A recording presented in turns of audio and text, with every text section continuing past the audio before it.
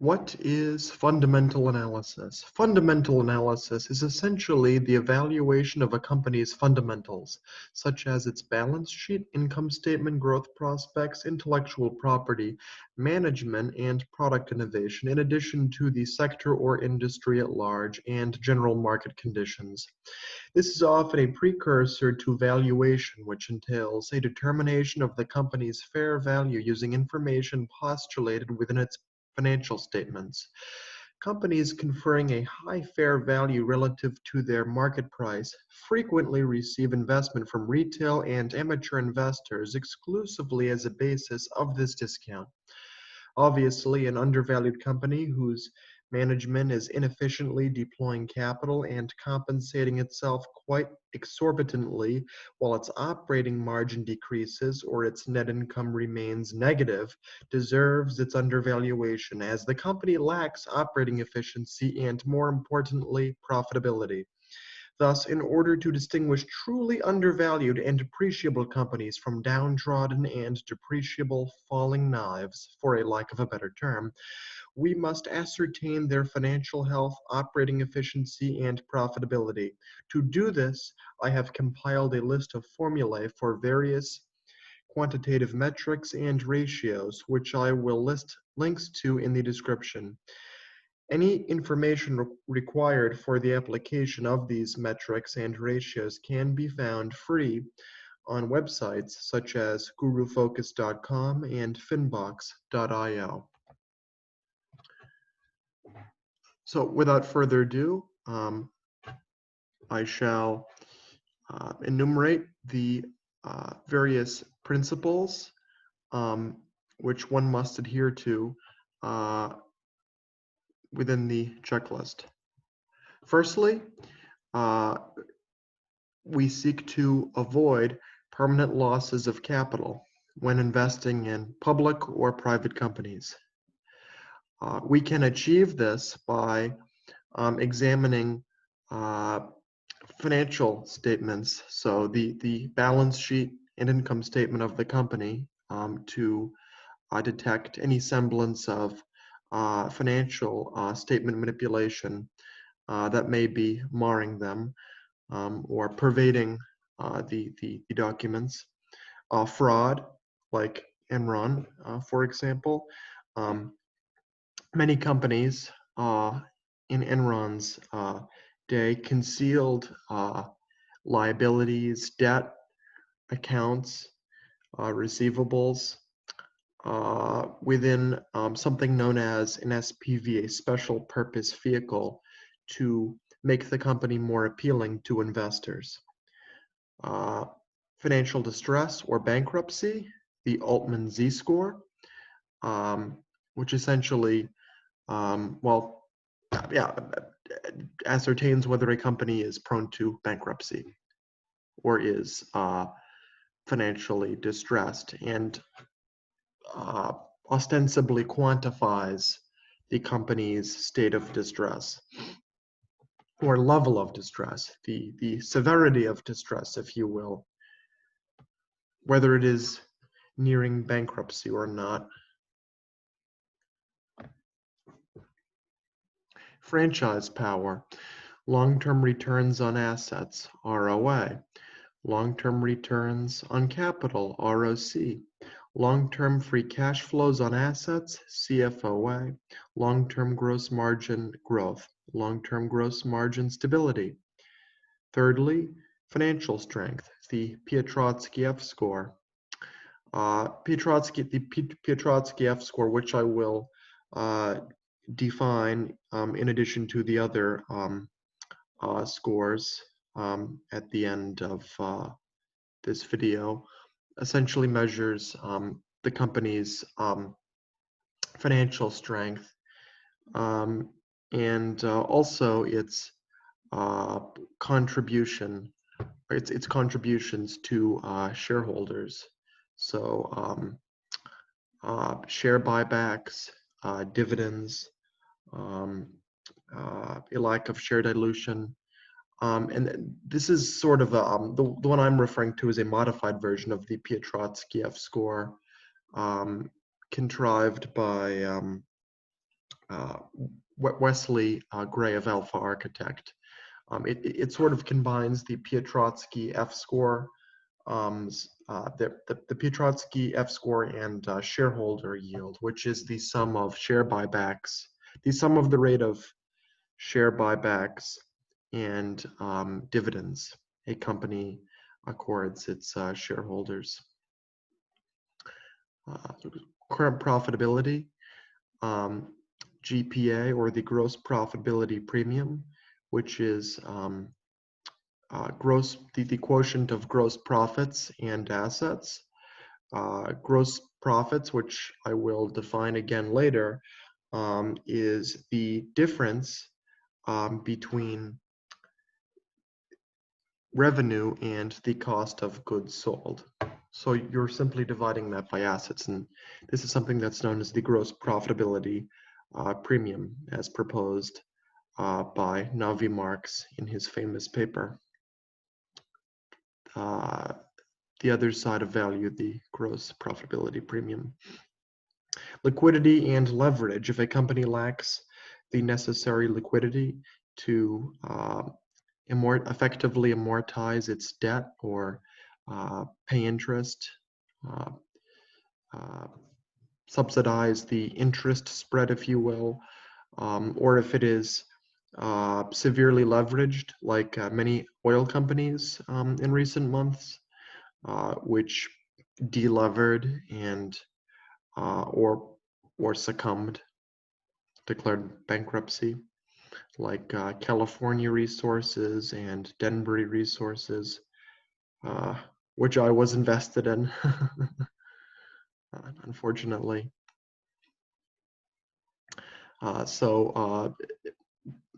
And conversely, or alternatively, a company lacking necessary leverage, which it could potentially benefit from in an up market, is equally unappealing. If a company lacks leverage, no debt, zero debt to equity, then you may begin to contemplate why they neglected to institute leverage, or why they're not requisitioning debt and deploying it efficiently.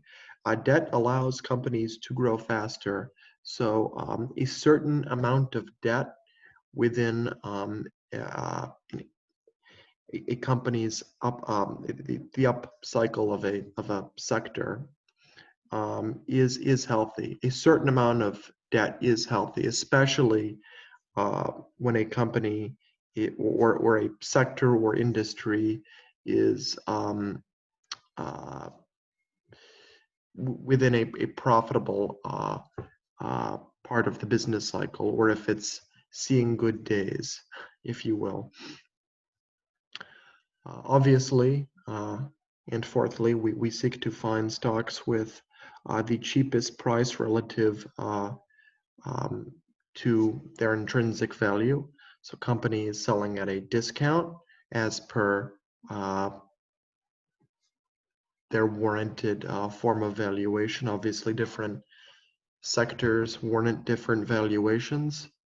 We would not use DCF to value a financial services company, or at least I would not. We would not use DCF to value an automotive company. We would not use DCF is not universal. It's not universally applicable in terms of valuing companies. Other methods can be more effective. And I feel as though many professors at universities instructed as the end-all be-all to valuation. It's not. Find stocks with corroborative signals, insider buying.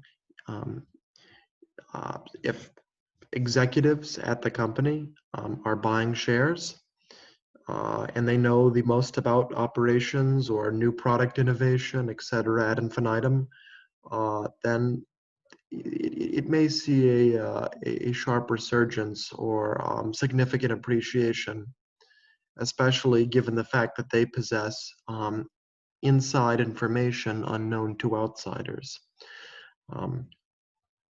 High institutional ownership, both passive and active.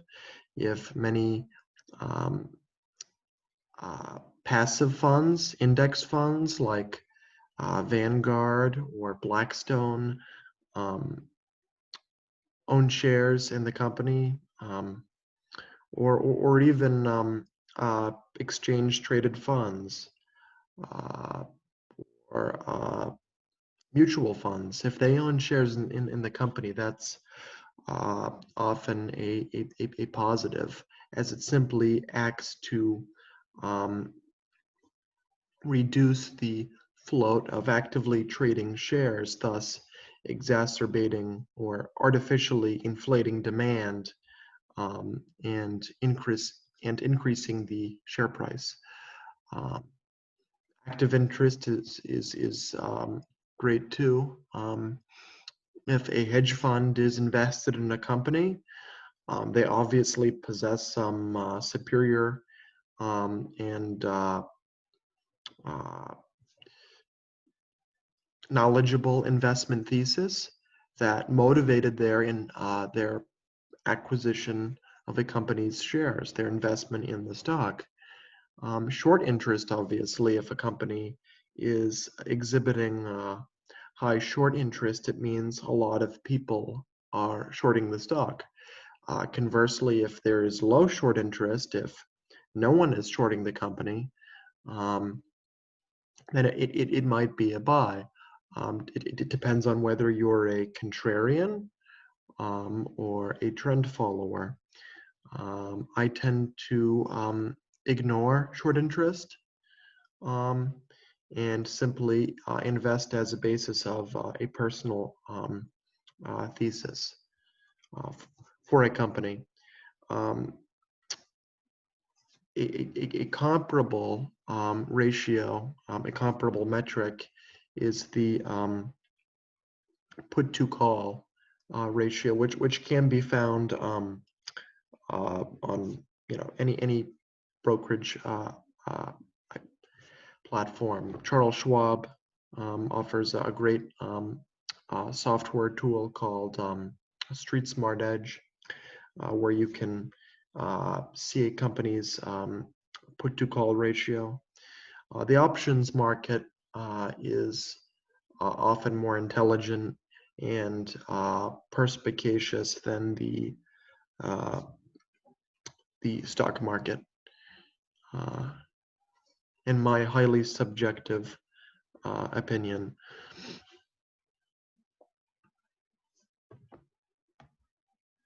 So those are all givens. And I'll return to this earnings manipulation formula, this abbreviated Benich M score towards the end of the video. So Greenblatt's quantitative metrics.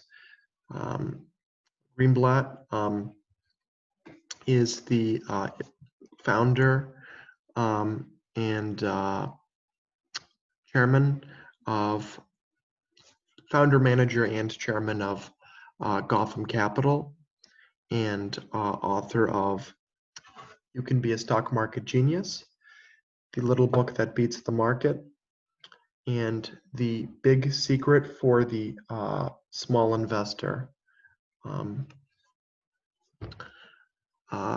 He is a notable and prominent value investor, known for his unique strategy for identifying undervalued, high-quality companies. In The Little Book That Beats the Market, he proposes a magic formula that selects companies with the best combination of both ROC, return on capital, and earnings yield.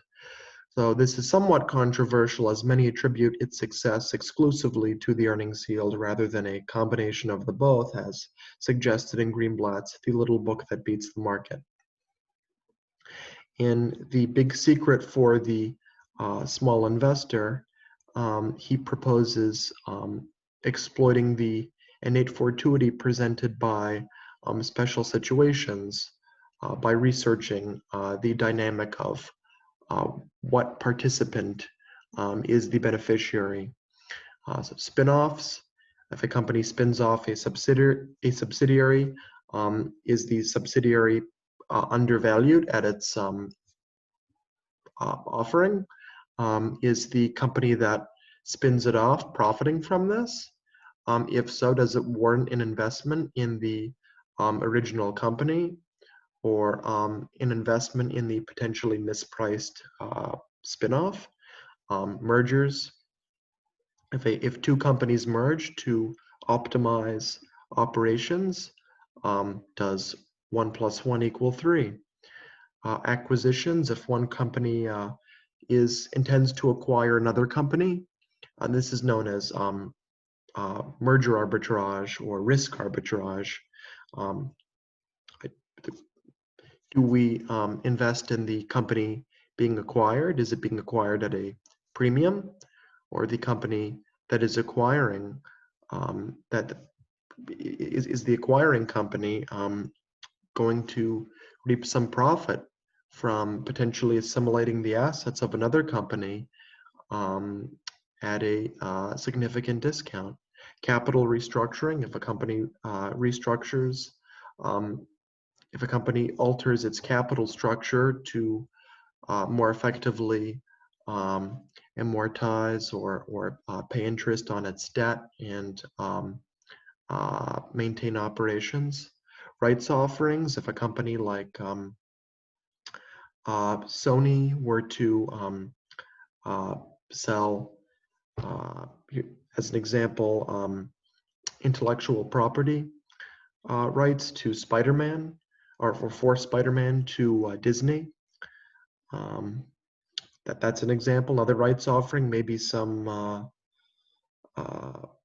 patented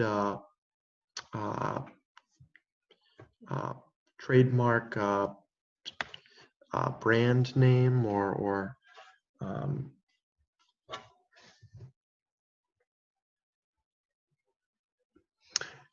bankruptcies. If a company declares bankruptcy, will it emerge from bankruptcy unscathed? If so, maybe one might consider investment in their in the convertible bonds of the company, or the second lien notes of the company declaring bankruptcy, or whatever ranks highest in the capital structure or is more profitable as per your research. Obviously, some companies tend to trade below their asset value preceding a bankruptcy, and what many do is invest in the second lien notes once they lose interest and depreciate enough so that they can essentially purchase the assets or shares representing the assets in the new company at pennies on the dollar, or a fraction of what they're worth. Liquidations, if a company liquidates several assets or liquidates a whole branch of the company, it may see a transient spike in revenue that may pique the interest of other investors. Asset sales, if a company sells its assets, the same is true. It may become leaner. It may use the revenue generated from the asset sale to pay off its debt, decreasing its future interest payments, thus increasing its net income.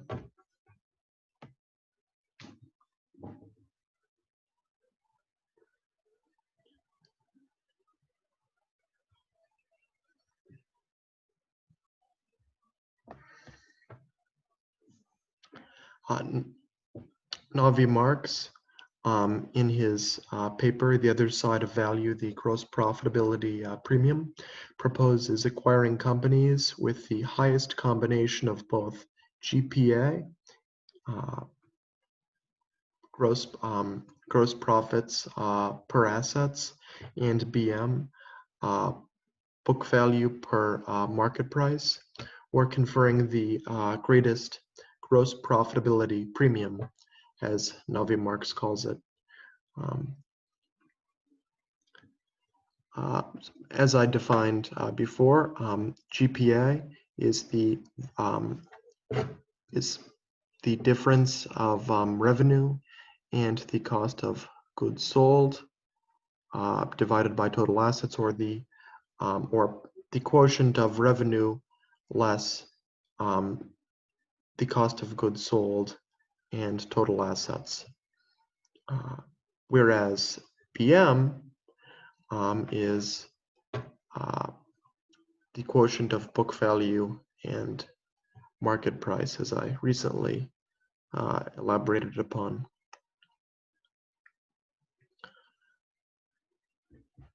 Here I link a upload a PDF I uploaded to Google Drive of a critical analysis that examines some of the principles expounded upon and conveyed by this this short synopsis of what it means to be systematic in one's investment approach, or quantitatively value-oriented, or as some call it, systematic value investing. So this is a link to a critical analysis of the book Quantitative Value by Wesley Gray and Tobias Carlyle. Here is a link to a quantitative value stock screener by an Israeli data scientist turned quant named Tal Davidson.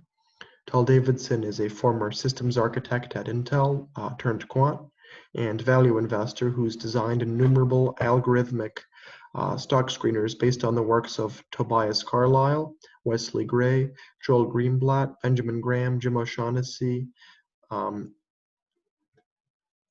such as Quantitative Value, Quantitative Momentum, Deep Value, The Little Book That Beats the Market, The Intelligent Investor, Security Analysis, and What Works on Wall Street, respectively. These screeners' strategies are collectively proven to beat the market in their own capacity. Are offered by Tal Davidson's site.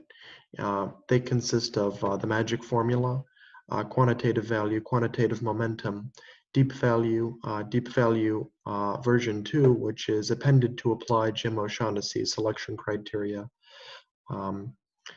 Benjamin Graham's defensive investor, net nets, or net current asset value companies whose liquidation value exceeds their share price, and negative enterprise value companies, negative enterprise value, sorry.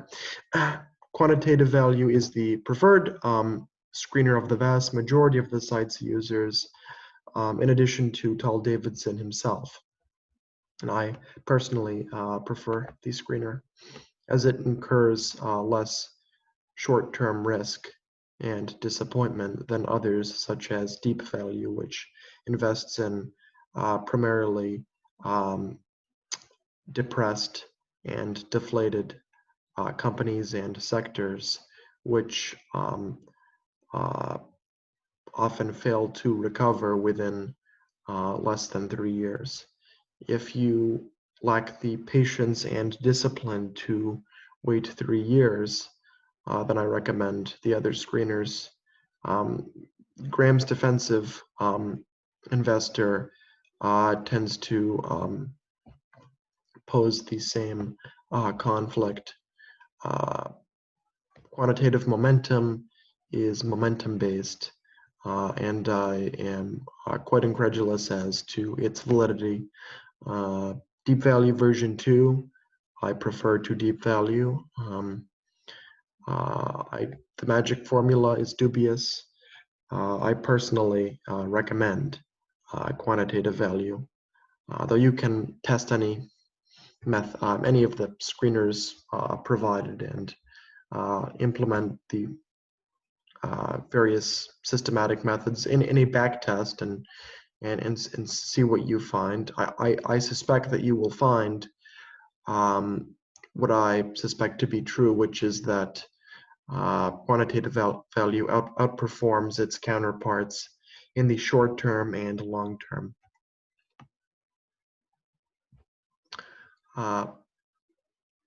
So to define these scores, which I expounded upon previously, earnings manipulation, the earnings manipulation detection formula, or the formula for the abbreviated Benich M score is STA equals CCA minus CL minus DEP divided by total assets, where CA is the change in assets minus the change in cash and cash equivalents.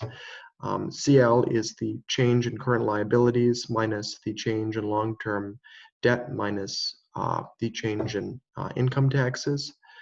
DEP, or DEP, is depreciation and amortization. SNOA is operating assets minus operating liabilities divided by total assets. I'm not sure how that's applicable here. I think that belongs to another formula. I apologize. This should probably not be here. No, it seems extraneous. I'm sorry. This is meant for a part of another formula. So to define the Altman Z Score, or quantified probability of bankruptcy, or level of distress. Some key this is my blog, Relative Value Investing. This is one of my reference materials pages where I expound upon various investing methodologies, metrics, and ratios. So applicable variables, industry / sector, product innovation, competition, business cycle, consumer loyalty and branding, environmental risks, and operational efficiency. So obviously, frequently industries and sectors undergo deflation as a whole, as we've seen in oil and retail and materials within previous months, or within recent months. Product innovation, if a company is being innovated into extinction by its competitors. Competition, if a company which once lacked competition, or an emergent market force with innumerable patents, intellectual property rights, protecting its products suddenly loses those rights upon expiration, or becomes the subject of competition as a result of the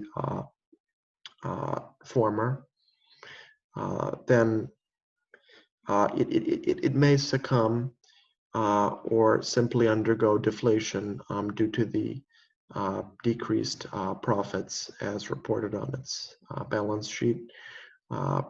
Potentially, not always. Apple, for example, is a great example of a company with a great brand and consumer loyalty. They were the first company to release a touchscreen device, the iPad or the iPod, I forget. And people remember that. Now the brand is, due to its particular design and status as the first one to, the first tech company to release the touchscreen device. It's gained a great deal of consumer loyalty and achieved a certain synonymity with high social class, or it's really become a status symbol. And environmental risks. If a company is unable to operate in windy climate, for example, or windy seasons, and maybe the wind is more rampant than usual, or if regulation due to environmental concerns forces the company to cease operations or liquidate plants or oil rigs or turbines or grid areas due to or as a result of pollution or endangering of the local wildlife species, that obviously poses a significant threat to the maintenance of its earnings, its revenue. It cannot sustain revenue if it must cease operations in certain locations where there is environmental concern. And finally, operational efficiency. If a company's managers are running the company into the ground, well, of course it's distressed. Incompetence at the highest echelon of power is never an inspiration for optimism.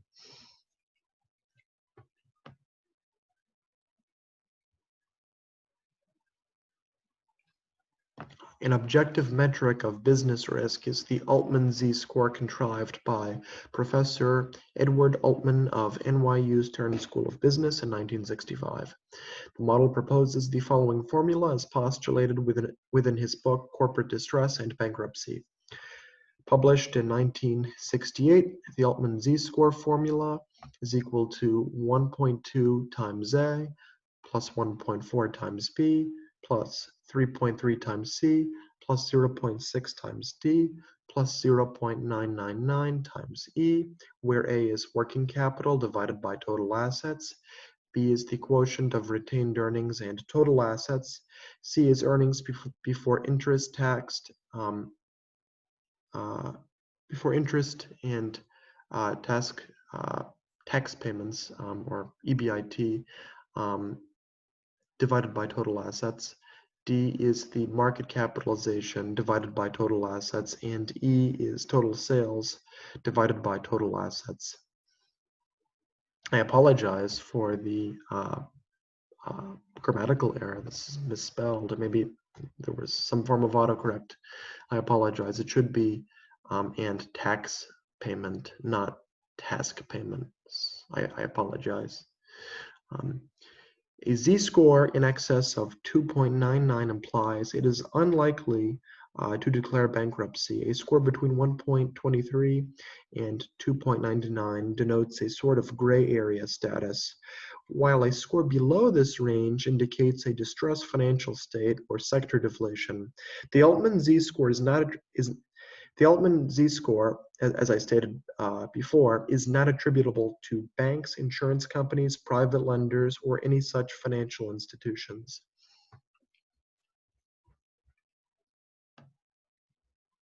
And if you wish to view the Altman Z score or find the Altman Z score of a company, you can do so for free on gurufocus.com. Just simply type in the ticker of a given company, and it should provide a Z score. So for example, if I head to Guru Focus and input Apple's ticker, I am provided with its Bietrotsky F score, Altman Z score, and Benishem score. Its Altman Z score is 7.28, well above the defined gray area, even after its recent stock split. It's obviously a very safe company to invest in with a significant, with a almost excessive mound of cash reserves to protect it in the eventuality of deflation within the technologies sector, which is almost improbable. I mean, it really is improbable. I don't think technology as a sector will ever become deflated. It's probably the most inflated sector currently.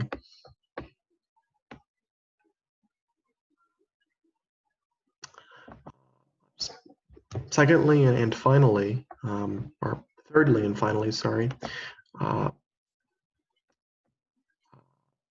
Trotsky F score.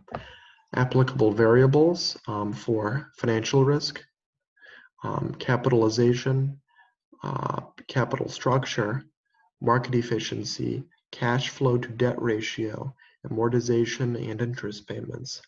So a company that is effectively performing amortization, facilitating an immaculate interest spread, if you will, expedient and immaculate interest spread in terms of operations, and its portrayal on the, or depiction on the balance sheet, capital structure of a company. If a company's capital structure is optimal or permitting optimal operations. So if, let's say, for example, a company is unable to requisition debt due to a complication with the structure of its bonds, if a note, if a note that is lower in the capital structure yields a comparable interest payment to one that is at the top, that might not incentivize creditors to lend money to the company in that form, if they could simply acquire the less risky issues that rank higher in the capital structure. So if you're seeking to accumulate or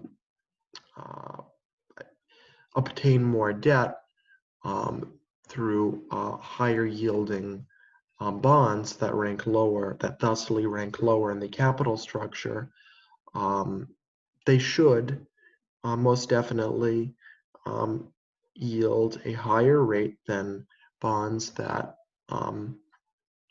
or than the company's bonds that rank higher in the capital structure.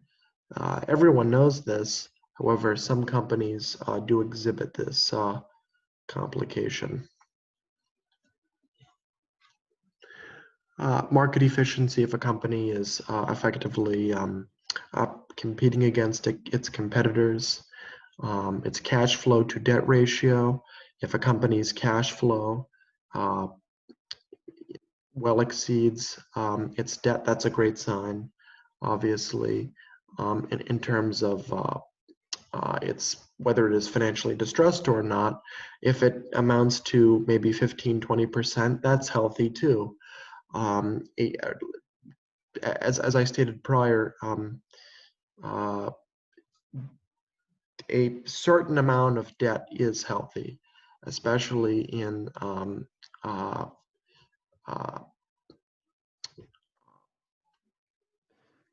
sectors or industries that are experiencing a recovery or are at the upside of a economic cycle or a financial cycle. Different companies confer cyclical vacillations, obviously, in terms of their operations and earnings. Retail might perform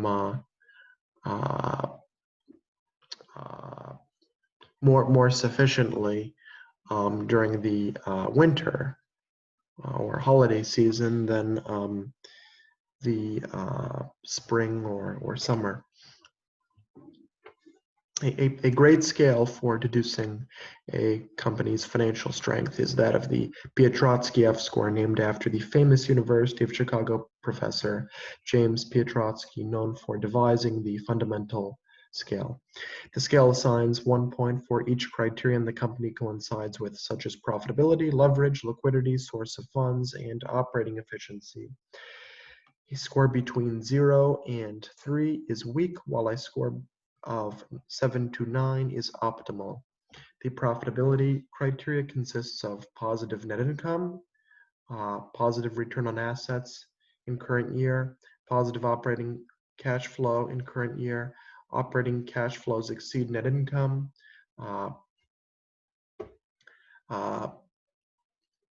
leverage, liquidity, and source of funds criteria are as follows: low ratio of current long-term debt to that of prior year, higher current ratio than that of prior year, no new shares issued in last year, or an absence of share dilution, operating efficiency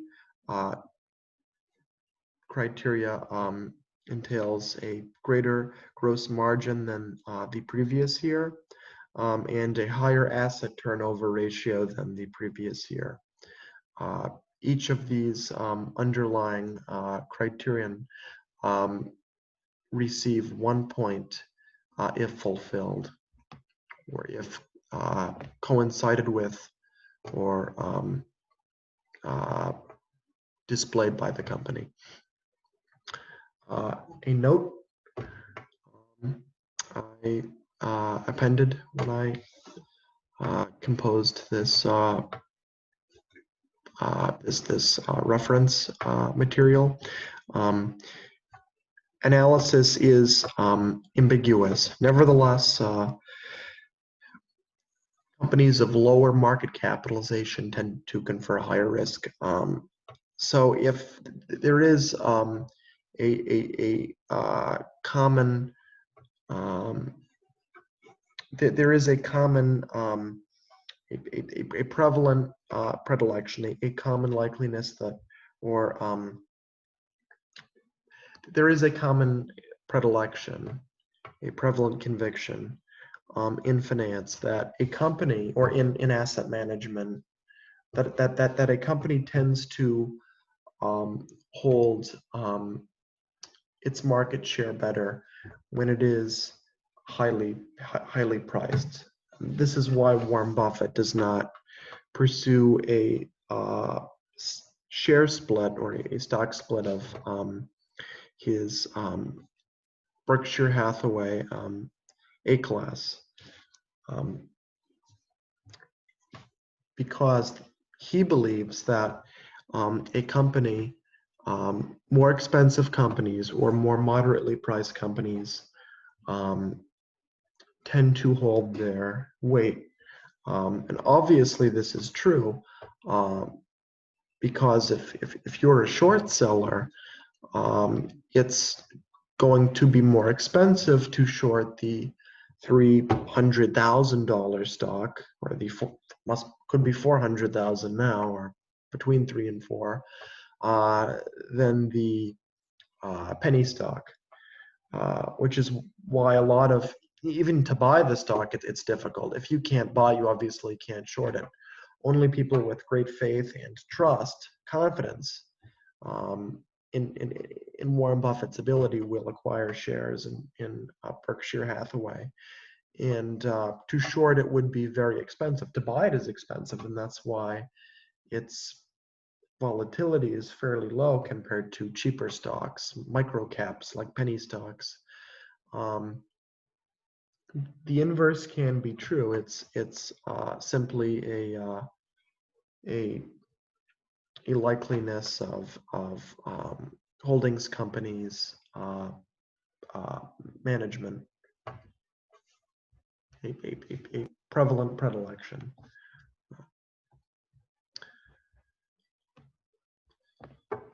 So I will be, to reiterate, I will be providing a link to this quantitative checklist in the description. This is a prelude to more advanced content that I will be instructing. The next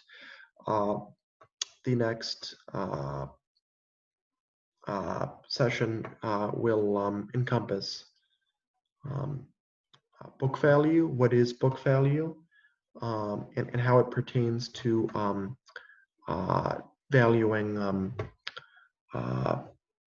financial services companies, or the process of book value growth plus dividend valuation. So please let me know if you enjoyed the abridged recording of the session, if you were unable to attend. And I await your feedback.